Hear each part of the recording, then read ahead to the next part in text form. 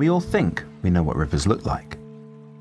Single channels, clearly defined banks and steep sides, winding their way through countryside, towns and cities.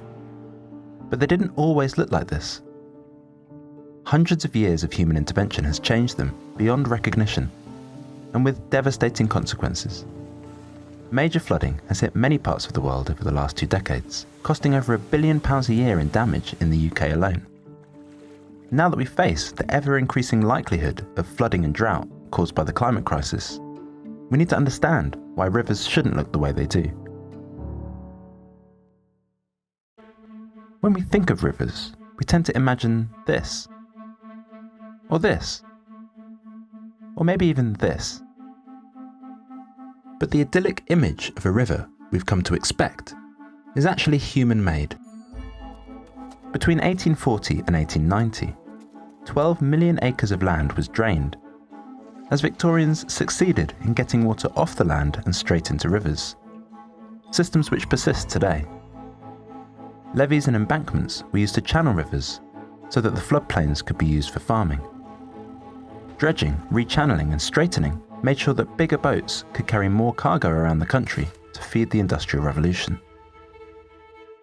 In fact, all of these were painted after humans had interfered, moulding rivers during agricultural and industrial revolutions for commercial needs. This is made especially clear in this painting of Walton Bridge over the River Thames, painted by Canaletto in 1754, or rather by what's not there. Canaletto omitted a brick-built causeway crossing the marshland on the far bank, seen here in the same scene by the painter made the year after. It's this marshland that points to how rivers should really look. The Paraná River in South America, the Mackenzie River in Canada, and even the Allier River in France give a truer idea of what rivers look like when human interference is kept to a minimum. The problem we now face is that the climate crisis is exposing the shortcomings of the way we have shaped our rivers. When it rains heavily, water runs off the land so quickly that many rivers burst their banks and flood. Water that would have collected or slowly filtered through marshes, floodplains, or even shallow ponds is instead flushed away all at once down dikes and drainage ditches. This has a knock-on effect in times of drought too. Rivers and lakes can recede dramatically because the land has retained little moisture. Water which naturally would have been absorbed into the land during wetter periods has instead been carried off by drainage systems and into rivers. Goedenavond. De provincie Gelderland gaat nog eens 100.000 mensen evacueren uit gebieden die... When catastrophic floods hit the Netherlands in 1993 and 1995, the country, famous for reclaiming large swathes of land from the sea and creating hard engineering projects to manage their rivers, had a tough decision to make. It was clear to the Dutch that there was no way of building dikes big or stable enough to resist these cataclysmic floods, so an alternative approach was needed. Instead of channeling water off the land as fast as possible, they would reverse the process and keep it on the land for longer. This project along the River Meuse is reducing flooding by reversing what Dutch engineers have been trying to stop for hundreds of years.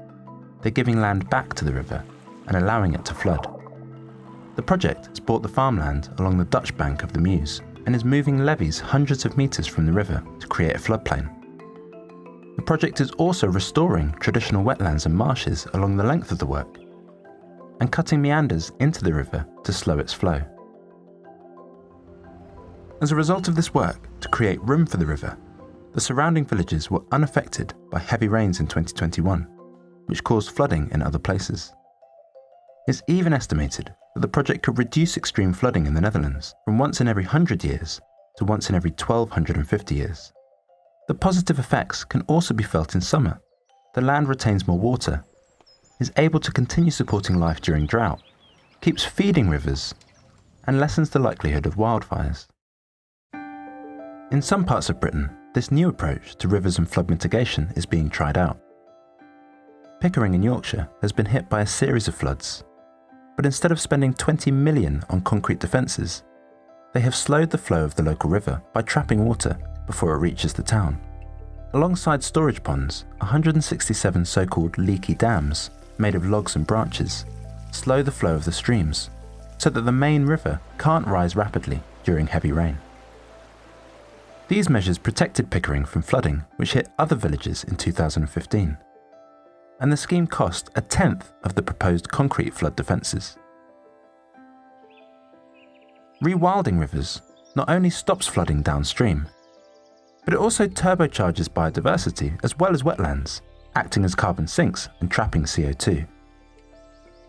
Since 1 in 6 properties in Britain is now at risk of flooding, it might be time to rethink our ideas of how rivers should look.